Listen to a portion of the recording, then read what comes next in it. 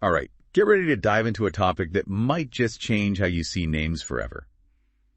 We're going deep into the world of Chinese surnames, and trust me, it's not as simple as it might seem on the surface. We're talking 5,000 years of history woven into those syllables. Yeah, it's really amazing how much history and culture are packed into these names. They're like little time capsules carrying traces of ancient tribes, social structures that have long since vanished, and even whispers of huge historical events. Time capsules, I love that.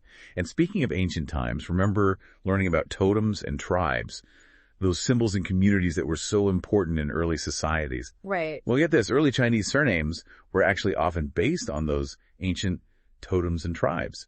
It's like a direct link back to a time when life was so different. It really is. And back then, Chinese society was matrilineal. Meaning that lineage was traced through the mother's side, not the father's like it is today. And many surnames from that era even had the character for woman in them, like Ji and Jing. Wow, that's so interesting. It really flips our modern assumptions about family names on their head, doesn't it? It does. It's a reminder that the way we think about families and names today hasn't always been the norm. Right. And as Chinese society changed, so did the surnames. Dynasties rose and fell, wars happened, and even emperors tried to standardize things, like Qin Shi Huang talk about an impact on history. He was a pivotal figure. Surnames started to become more about family lines, passed down from father to son, particularly during the Xia, Shang, and Zhou dynasties. Okay, so we're moving from those ancient matrilineal clans to these more structured family lines. Exactly. And Qin Shi Huang's efforts to unify China really transformed how we view surnames. They became markers of identity, social status, even regional clout. Which brings us to a concept that's so unique to Chinese surnames, this idea of Junwang. Yeah. It's not just about where your ancestors were from, but what they were known for in that region. Their claim to fame, their reputation, is like a social resume built up over centuries. It's fascinating. So, like, if your family was known for their scholarship in a certain area, that would be part of their Junwang. Exactly. Or if they were known for their wealth or their influence in politics. For example, the Wang clan of Taiwan were famous for their prestige and power. So each name is almost like a mini history lesson. In a way, it is. And speaking of stories, we can't forget about Tanghao, these ancestral hall names. Right. What are they exactly? They're like mini narratives about a family's values or maybe even a famous ancestor.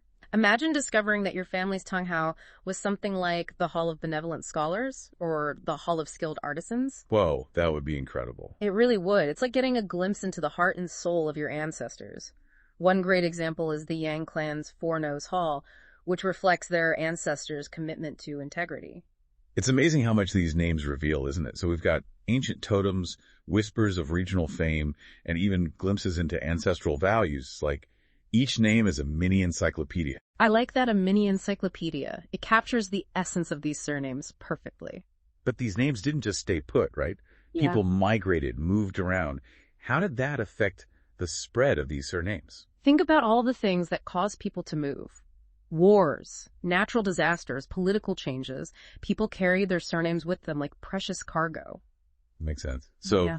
they essentially spread these names wherever they went. Exactly. And as they moved, these names started to evolve. Different regions developed variations in pronunciation, sometimes even changes in how the names were used over time. It's like those surnames themselves went on a journey, reflecting the migrations of the people who carried them. Exactly. Take the Chen surname, for example. It became really common in southern China because of migration during the Song dynasty. And what about the Hakka people?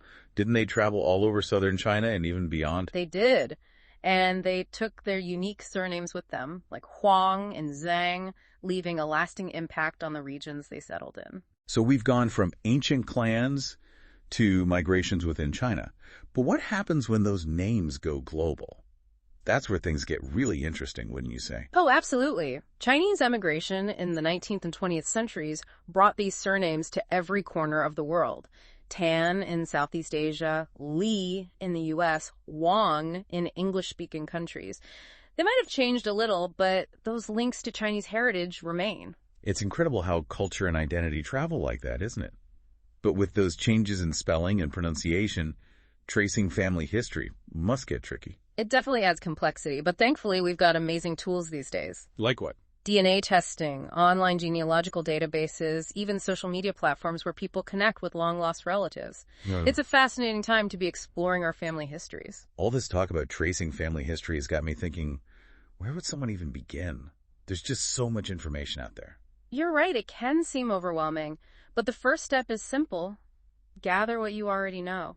Okay, so what does that look like? Talk to your family, especially older relatives. They often hold those precious family stories and might even have documents or photographs tucked away somewhere. Okay, family stories and old photos check. But what about official records? Where do those fit in? Official records are crucial.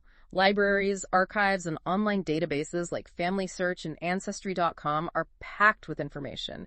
Think digitized census data, immigration records, even old family trees. And if you're researching Chinese ancestry, look for local genealogical records or family genealogy books called zupu. Zupu. Wow.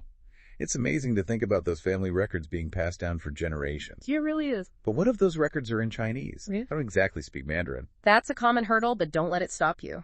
Translation tools can help, and you can always connect with family members or community groups for help with tougher documents.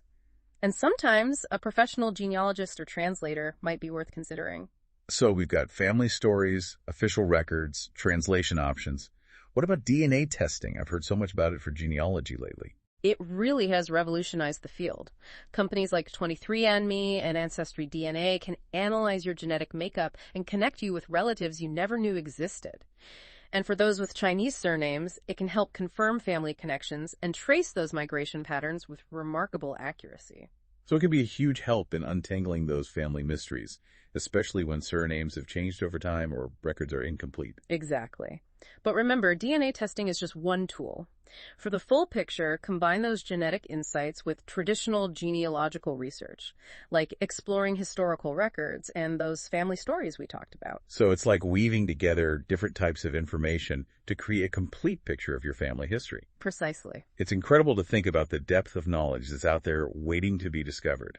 But before we get too lost in the world of DNA and databases, let's circle back to those Junwang and Tanghao concepts we talked about earlier. Do those still matter in modern genealogy? They absolutely do. They're not just historical trivia. Yeah. They can be incredibly useful for tracing your roots. If your family records mention a specific Junwang or Tanghao, it can point you towards a region or clan with a rich history, potentially narrowing down your search. So if my family's Zupu mentions a specific Tanghao, it could lead me to a whole community of distant relatives. You got it. It's like connecting the dots between names, places, and events. And don't underestimate the power of connecting with others who share your surname or are researching similar family histories. Right. Online forums, social media groups, local genealogy societies. It's like a whole network of people dedicated to solving these family mysteries. Exactly. But let's be real. Tracing family history isn't always easy. What about those times when you hit a brick wall in your research? It happens to everyone. Yeah. Genealogy takes patience and persistence. Records can be incomplete, and sometimes you might find conflicting information. But don't give up. Every piece of information, no matter how small, brings you closer to understanding your family's story. It's a good reminder that behind every surname, there's a human story with all its complexities and mysteries.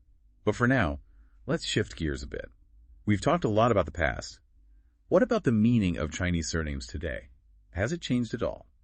Well, I'd say the meaning is definitely more nuanced now than in the past. They still carry cultural and historical weight, but it's less about lineage and social status and more about personal identity and connecting with one's heritage. So it's less about fitting into a rigid social structure and more about expressing individuality within a family's history. Exactly. And don't forget about the impact of China's one-child policy, which really emphasized passing down the father's name. But now that that policy has changed, things are shifting, right? Absolutely. We're seeing a rise in using both parents' surnames, new combinations, even hyphenated names.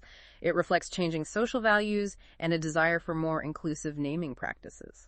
It's fascinating to see these ancient traditions evolving to fit modern life. But what about on a global scale? How do Chinese surnames fit into a world where people are constantly on the move? It's a balancing act, really. Globalization has led to variations in spelling and pronunciation, which can make it harder to trace those family roots across borders. Right, like how Huang often became Wong and Chen became Tan. It's like the surnames themselves went on a journey. It is. But on the flip side, technology is making it easier to connect with distant relatives, share those stories, and piece together global family trees. DNA testing, online databases, social media platforms, they're bridging geographical and linguistic barriers. So even though those surnames might look or sound different, the connections are still there. It's like this vast network of families all tied together by these ancient names. It really is. And it's a reminder that despite distances and differences, our shared human history binds us together. And Chinese surnames, with all their stories and traditions, are a testament to that connection. What an incredible journey these names have been on, from ancient China to today's globalized world. It makes me want to dig into my own family history. Any last words of advice for someone starting out? Genealogy is a journey of discovery. Embrace the challenges, celebrate the victories, and remember that every piece of information, no matter how small, adds to your family story. And most importantly, have fun. It's a chance to connect with your past, understand your present, and leave a legacy for future generations. And if you're looking for a great place to start, I highly recommend checking out www.rootsofchina.com. They have a ton of resources specifically for those with Chinese ancestry. That's great advice. Thanks for taking us on this deep dive into the fascinating world of Chinese surnames. It's been an incredible journey. My pleasure. Welcome back to our deep dive into Chinese surnames. In part 1, we explored the origins and evolution of these names, from ancient clans to modern times. But now let's get into the specifics. Let's delve into some captivating tales behind individual surnames. Sounds good to me. With thousands of Chinese surnames out there, I'm sure there's some hidden gems waiting to be discovered. Oh, absolutely. Let's start with Wang, meaning king. It's one of the most common surnames in the world. And it's no surprise that a name associated with royalty would become so widespread, wouldn't you say? I can see why. It carries a certain aura of power and prestige. Right. But even with a name as common as Wang, there's still incredible diversity within the clan itself. There are numerous branches, each with its own unique history and regional ties. So even within a single surname, there's a whole world of stories to explore. Exactly. For instance, the Wang clan from Taiyuan is known for its historical significance and influence, boasting a lineage of scholars, officials, and even emperors. Wow, it's like each branch of the clan holds a piece of the larger Wang puzzle. Okay, what about a surname that's a bit less common? Something with a more unique or unexpected origin story. Okay, let's look at the Shi surname then. It's not as common as Wang or Li, but it has a fascinating connection to the ancient art of archery. Archery, tell me more. Well, the Zi surname is believed to have originated from an ancient tribe that was known for its archery skills. In fact, the character for Xi even resembles a bow and arrow. That's pretty cool. So their surname became a symbol of their ancestors' talents and abilities. It's like a badge of honor connecting them to their past. Exactly. It highlights how surnames often held symbolic meanings. They could reflect occupations, locations, or even personality traits. It's like getting a glimpse into the lives and values of those who came before us. I'm really loving these surname stories. She, skilled archers, got it. What other fascinating tales do you have? Let's jump across the globe and consider the Wang surname. It's a great example of how migration and the blending of cultures have influenced Chinese surnames. Right, like how Huang transformed into Wang in English-speaking countries. Yeah, it's fascinating how these surnames adapt to different linguistic environments but still hold on to their original roots. So even though Wang might sound different from Huang, the underlying lineage and history remain. Exactly, and it shows the resilience of language and culture.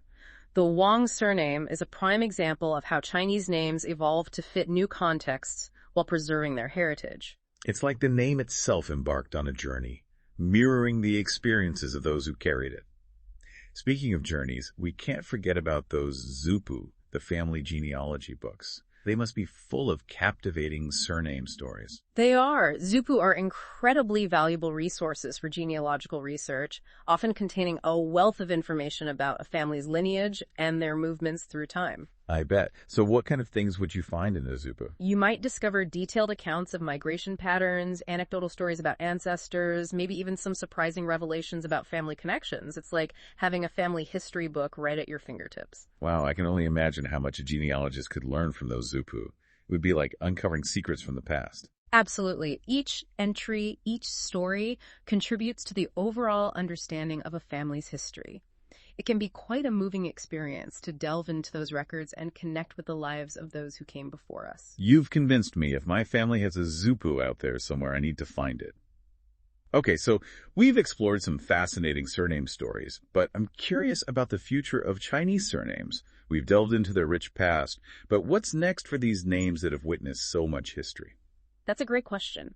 As we head further into the 21st century, I think we'll see a continued interplay between tradition and modernity. So we might see ancient customs merging with contemporary values, a unique blend that reflects how identity and family are evolving in a globalized world. Exactly. As families spread out geographically and become more culturally diverse, I expect they'll find new ways to honor their heritage while embracing those newer perspectives. It's exciting to think about the possibilities. So maybe we'll see more innovative surname combinations, maybe even entirely new naming conventions. It's definitely possible. And technology will undoubtedly play a significant role in shaping the future of surnames as well. How so? Well, imagine sophisticated tools that help us trace our roots across different continents, connect with relatives far and wide, maybe even create virtual representations of our family trees. Wow, that sounds incredible.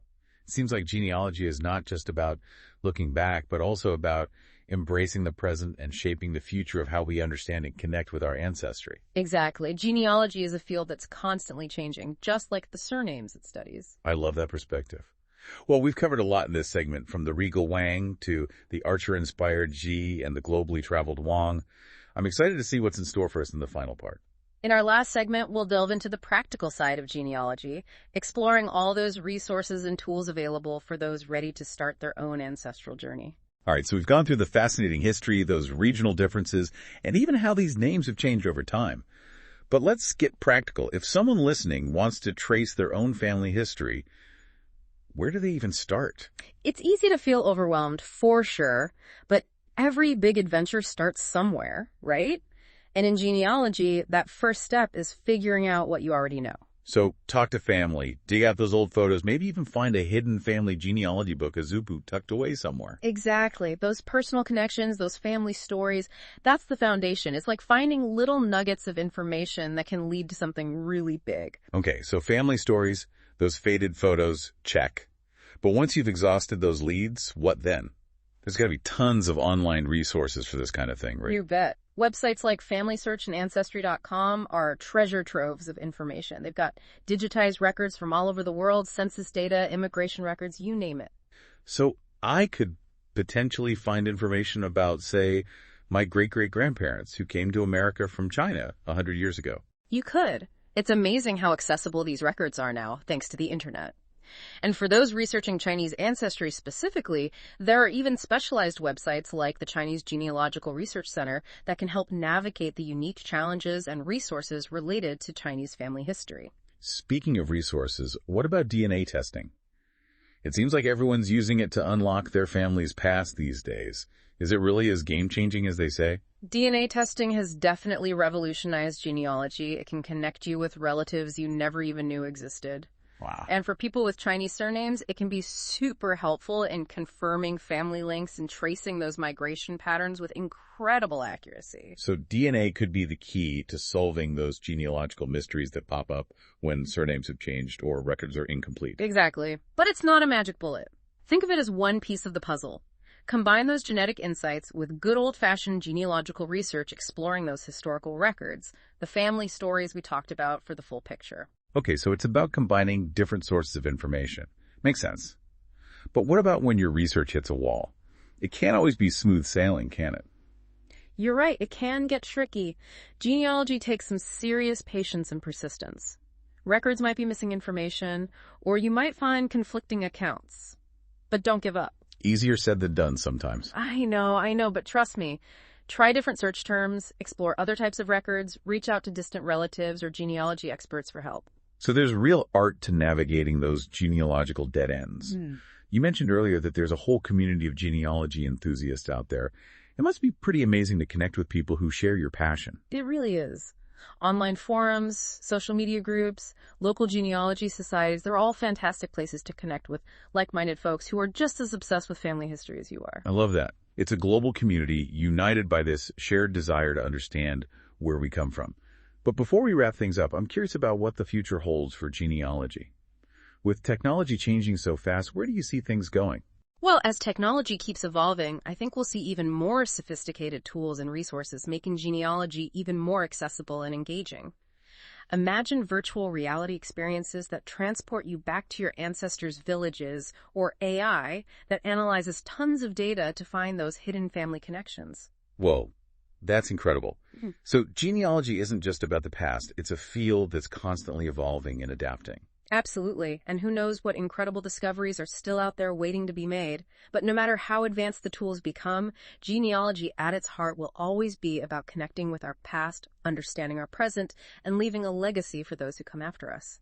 And if you're ready to dive in, a great place to start is www.rootsofchina.com. They've got fantastic resources specifically for those exploring Chinese surnames. That's a great tip. Well, that brings us to the end of our deep dive into the world of Chinese surnames. From those ancient clans to modern migrations, it's been an amazing journey. I agree. So remember, every surname holds a story. It's a time capsule connecting us to a much larger human story. Embrace the mystery. Start exploring and see what incredible stories you can discover. Thanks for listening.